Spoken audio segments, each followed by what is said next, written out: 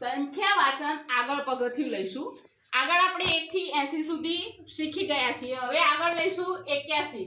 80 + 1 81 81 80 + 2 82 82 80 + 3 83 83 80 + 4 84 84 80 + 5 85 85 80 + 6 86 86 80 + 7 87 87 87 80 + 8 88 88 88 80 + 9 89 89 80 + 10 90 90 90 + 1 91 91 90 + 2 92 92 90 + 3 93 93 અને 93 90 + 4 94 94 90 + 5 95 95 90 + 6 96 96 90 + 7 97 97 90 + 8 98 98 90 + 9 99 99 90 + 10 100।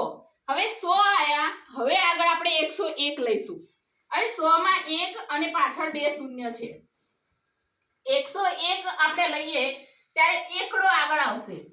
100 અને 1 દશકના સ્થાનમાં કશું છે નહીં, એટલે એક અહીંયા 101 એકમ દશક અને 100 101। હવે શબ્દોમાં એ રીતે 101 102 103 104 105 106 107 108 109 110।